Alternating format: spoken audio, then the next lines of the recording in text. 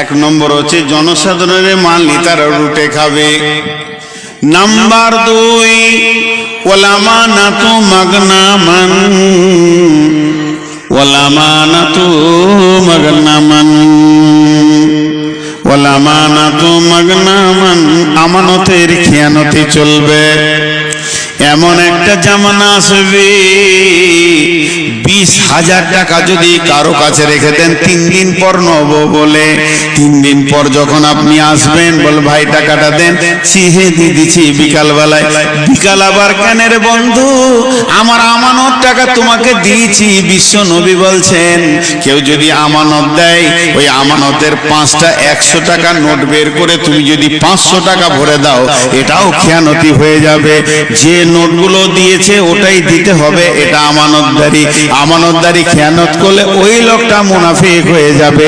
অথচ আল্লাহর নবী বলছেন এমন একটা জামানা আসবে আমার উম্মতের ভিতরে আমানতদারি চলে যাবে।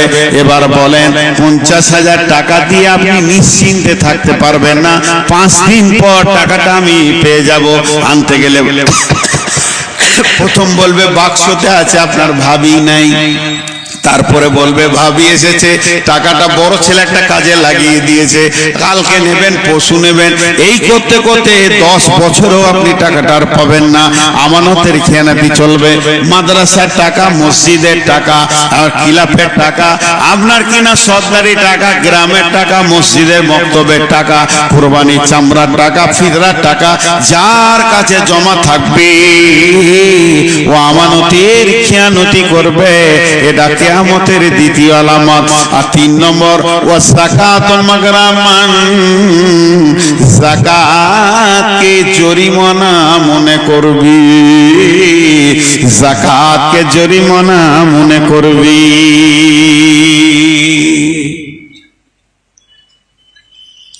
কিছুদিন আগে ওয়াকফ বিল নিয়ে লাফালাফি হলো কি হলো না? আরে হ্যাঁ না বলেন। তো কলকাতায় যে ওয়াকফের সম্পত্তিটা আছে, শেষ দিকে কি রেজাল্ট পেলেন? মুসলমানদের ভিতরে কিছু লুটে নিয়েছে বলো। অন্যজন তো লুটেছি, তাদের নাম আমি আর বলবো না, এখনো তারা মন্ত্রী আছে আর কিছু আছে, লুটে নিয়েছে। তো এই ঘটনা ঘটবে, আমানতের খেয়ানতি চলবে, যাকাতকে জরিমানা মনে করবে। যাকাত দিতে বললে ওর মন খারাপ, যাকাত দিতে চাইবে না। কিন্তু যাকাত হচ্ছে এই মুসলমানদের মেরুদণ্ডের হাড়, যাকাত হচ্ছে মুসলমানদের মেরুদণ্ডের হাড়, যাকাত হচ্ছে মুসলমানদের মেরুদণ্ডের হাড়। যাকাতকে ঠিক মতো যদি মুসলমানরা বের করে, তার একটা গরিব থাকবে না। ছোট করে চিন্তা করেন, শুধু মহিষাপুরে যতগুলো ধনী আছে, যাকাত, ওসর, ফিতরা, মালটা এক জায়গায় জমা করেন। 10টা গরিবের ছেলেকে ছোট করে বিজনেস খুলে দেন আর বলেন এই টাকা আমাদের অফিসে জমা হবে, তুমি যা ইনকাম করবে তার থেকে খাও। বছরে যদি 10টা করে ছেলে কাজ পাই, ছোট ছোট বিজনেস পাই, তাহলে 5 বছরে 50টা পাবে। ভিখারি আর থাকবে না। একটা গায়ে অত ভিখারি নেই, ছিল এক জামানায়। উমর বিন আব্দুল আজিজ, যাকে দ্বিতীয় উমর বলা হয়, ওর জামানায়, ওর জামানার ঘটনা। এটা আমি হাদিস বলছি না, এখন যেটা বলছি ওর জামানার ঘটনা। কেমন হয়েছিল যাকাতের খবর? একটা লোক 5,000 দিরহাম নিয়ে ঘুরছে, গায়ে গায়ে টোলায় টোলায় ঘুরছে, যাকাত লিবে জি যাকাত। লোক নাই, যাকাত লেওয়ার লোক নাই। 3 দিন ঘোরা হয়ে গেল গায়ে গায়ে, কেউ বলছে না যে যাকাতের টাকাটি আমাকে দাও।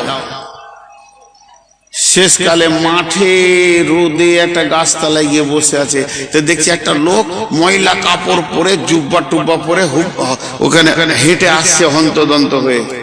ও বলছে যাক আলহামদুলিল্লাহ, এবার একটা গরিব পেয়েছি, একে যাকাতটা দিব, দিয়ে বাড়ি যাবো, আমার ব্যবসা বাণিজ্য 3 দিন থেকে বন্ধ। ওর কাছে যখন এসেছে, আসসালামু আলাইকুম, আগে সালাম করছে আগ্রহ করে, ভালো আছেন ভাই? যাক আপনি এসেছেন, আমি এই যাকাতের মালটা নিয়ে ঘুরছি, কয়েকদিন থেকে বাড়ি ঘর ছেলে পেলে ছেড়ে দিয়েছি ভাই, আজকে 3 দিন হলো যাকাত দিয়া লোক পেছি না, তাই টাকাটা নেন, আমাকে ছাড়েন। ও বলছে তোর মাথা খারাপ নাকি? মিয়া তোমার কি হয়েছে? বলে জাকাত দিতে এসেছি। কত আছে? 5,000 দিরহাম। কদিন ঘুরছো? বলে 3 দিন।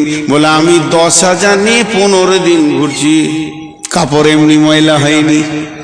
বন্ধুরা আমার, মুসলমানরা সেই জাকাতটা তিলে তিলে হারিয়ে দিল। জাকাত হলো মুসলমানদের মেরুদণ্ড।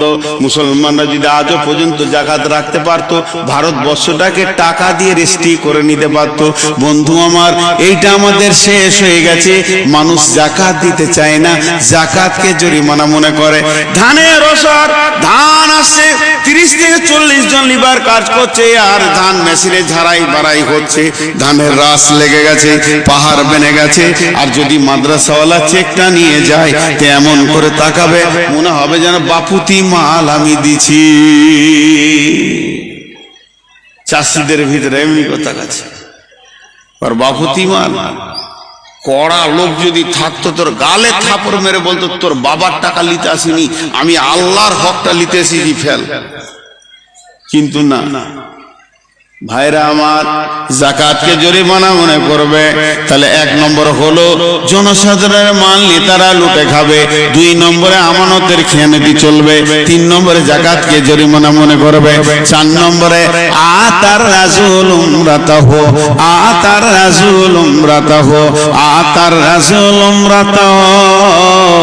মেয়েদের পেছনে পেছনে পুরুষেরা কুকুরের মতো ঘুরবে।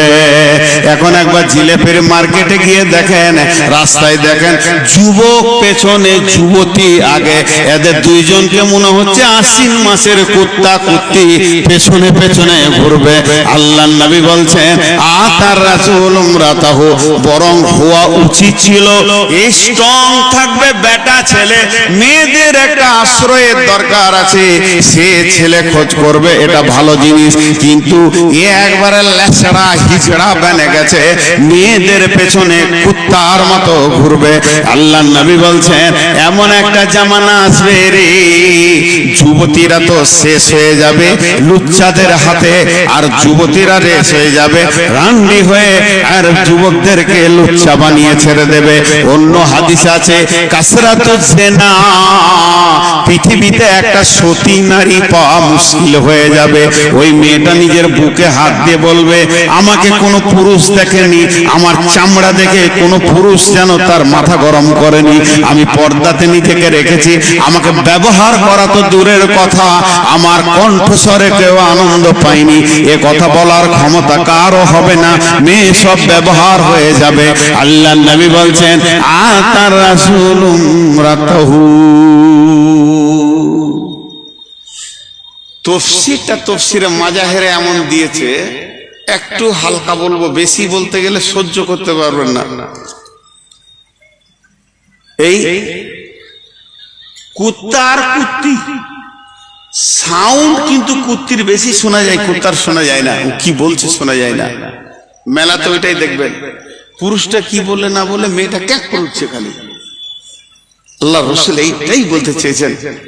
আমি আপনাদেরকে একটু ইশারা দিলাম, এটাই বলতে চেয়েছেন। আজকে নারীরা শেষ হয়ে গেল, রঙের হোলি বাদ হয়ে গেছে, নারীর হোলি চলছে। এখন নারীর হোলি চলছে। আফসোস করে বলছেন আল্লাহ রাসূল যে এরা পুরুষেরা প্রত্য হারিয়ে দেবে। আর কি করবে? এটা 1 নম্বর কাজ। 2 নম্বরে করবে আক্কা উম্মাহু আদনা সাদিকাহু আকসা আবাহু। 3টা একসঙ্গে শুনেলেন। বাপকে ধুমকে কথা বলবে, বাপের কলিজাতে ধাক্কা লাগবে।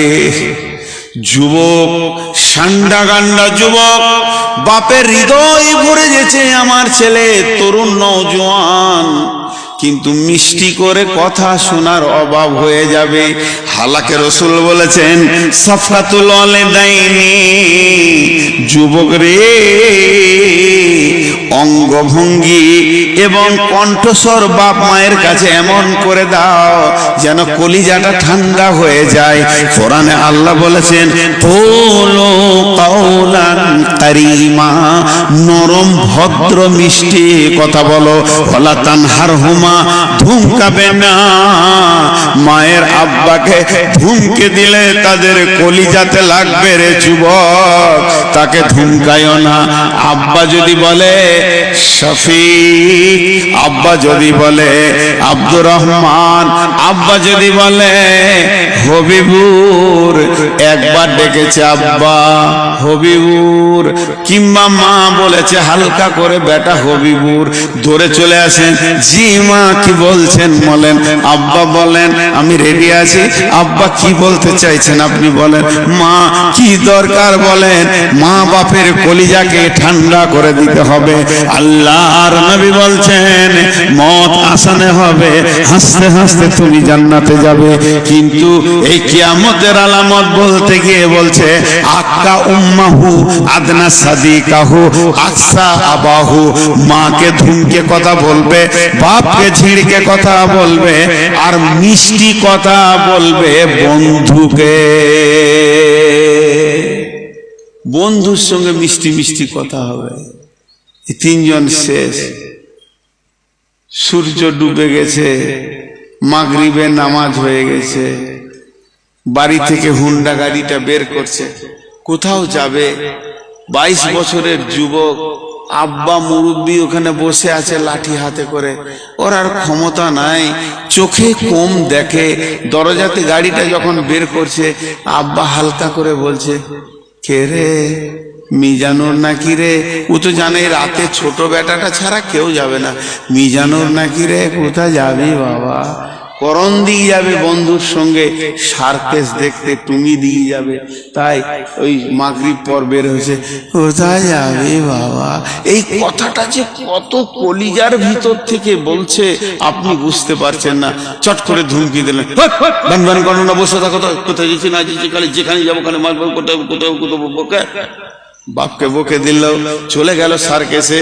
এবার কথা মিষ্টি বাপ পেল না, মিষ্টি কথা শুরু হলো বন্ধুর সঙ্গে। কি খাবি বল? ল্যাংচা খা, নাইলে ভুলকি মরে 2টি রসগোল্লা খা, চল এটা নে ওটা নে, কোল্ড ড্রিঙ্কস খা, কেমন আছিস বল। মিষ্টি মিষ্টি কথা বলে বন্ধুর সঙ্গে সার্কেস দেখলো। 6টা ঘন্টা কাটিয়ে দিল। ফিরছে যখন রাত্রি 1:45 বেজে গেছে।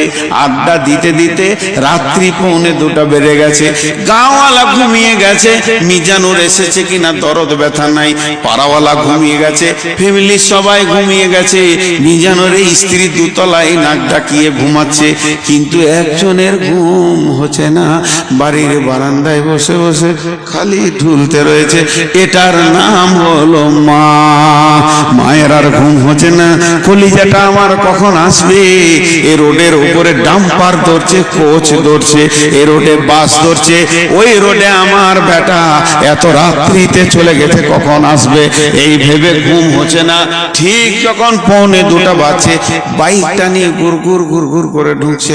মা দৌড়েছে, দরজাটা খুলে দে বলছে। বেটা এলি বাবা, এটাও বলেছে কলিজা থেকে। ফট করে মাকে 2টা ধুমকি দিয়ে বলে, তোর কি ঘুম নাই? তোর হোশ নাই, খালি রাত জাগি। ঘুমাইতে তো যা, ঘুমা তুই। এই যে বলে দিল। যাবার সময় বাপকে দিল, আসার পরে মাকে দিল। মধ্যখানে বন্ধুর সঙ্গে মধ্য কথা, আনন্দের কথা বললো।